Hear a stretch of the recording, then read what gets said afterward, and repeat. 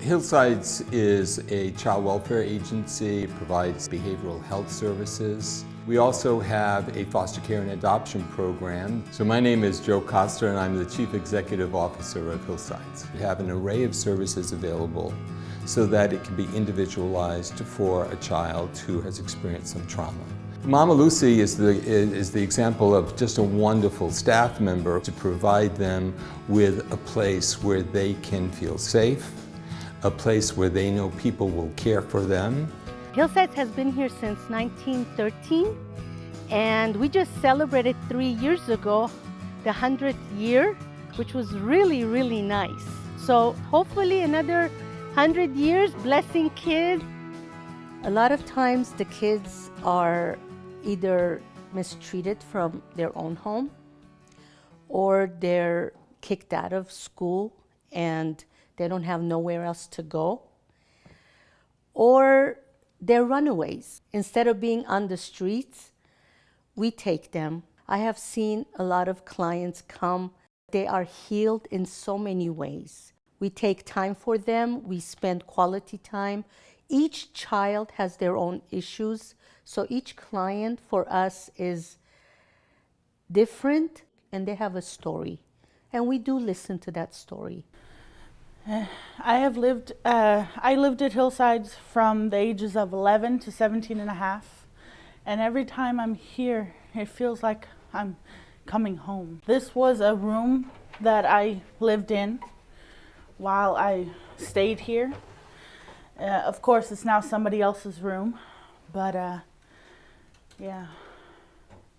It always feels nostalgic coming back here because it's home, whether I want it to be or not. It's a wonderful place. When I was 2 days old, I was put in foster care for adoption by my birth family. I was adopted at 3.5. At the time, they figured out I had problems. They knew it. And when I was 11, they realized they couldn't handle me and my problems, so they placed me here. I believe the connection between mental health and foster care is due to a lot of the trauma that children have experienced prior to coming to our care. A lot of the trauma that they do experience triggers different mental health illnesses.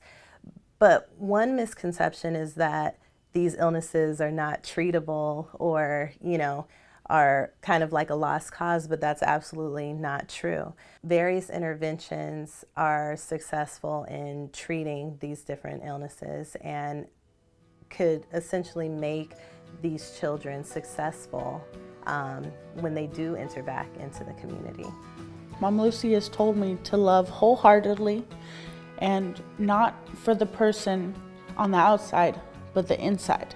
The children, they want a very simple life at home to spend time with and to be acknowledged and recognized.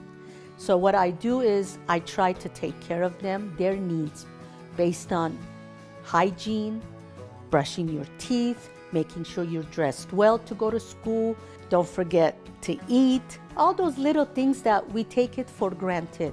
But then I realized that a lot of these kids didn't have that.